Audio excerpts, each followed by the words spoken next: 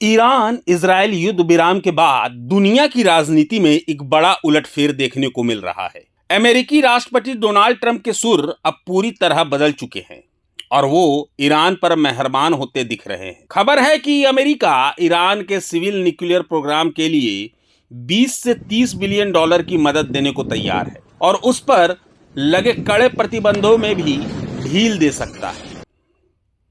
ये पैसा सीधे ईरान को नहीं बल्कि अरब देशों के जरिए पहुंचाया जाएगा। लेकिन इस डील की खबर के साथ ही इजराइल में खलबली मच गई है। इजराइल के रक्षा मंत्री इजराइल काट्ज ने एक ऐसा बयान दिया है जो अमेरिका और इजराइल के बीच तनाव की ओर इशारा कर रहा है। काट्ज ने खुलासा किया कि इजराइल ने यह जाने बिना ही युद्ध शुरू कर दिया था कि अमेरिका इसमें शामिल होगा या नहीं।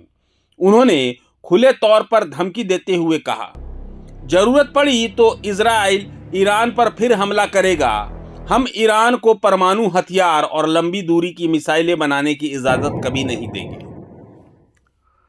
हालांकि उन्होंने यह भी माना कि इजराइल को ईरान के सभी यूरेनियम भंडारों की सटीक जानकारी नहीं है, लेकिन दावा किया कि उनके हमलों ने ईरान की क्षमताओं को तबाह कर दिया है।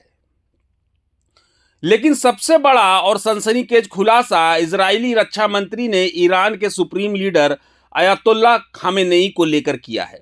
उन्होंने कहा, अगर खामेनेई हमारी पहुंच में होते तो हम उन्हें मार गिराते। हमने पूरी कोशिश की लेकिन मौका नहीं मिला। और जब उनसे पूछा गया कि क्या इसके लिए अमेरिका से इजाजत ली गई थी, तो उनका जवाब था, हमें इन चीजों के लिए किसी की इजाजत की जरूरत नहीं। काट्ज का यह बयान इसलिए भी अहम है क्योंकि खुद ट्रंप ने युद्ध के दौरान खामेनेई की जान को खतरा बताया था, लेकिन साथ ही यह भी कहा था कि वो एक आसान टारगेट हैं पर हम उन्हें अभी नहीं मारेंगे। एक तरफ अमेरिका समझौते की बात कर रहा है तो दूसरी तरफ इजराइल हमले और खात्मे की। इन बयानों के बीच ये बहस तेज हो गई है कि हमलों से ईरानी परमाणु कार्यक्रम को आखिर कितना नुकसान पहुंचा है।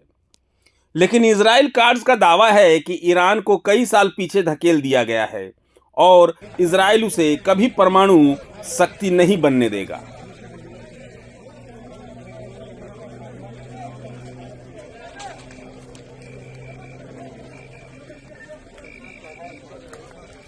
प्रभातखबर.com, विश्वास वही, रफ्तार नहीं।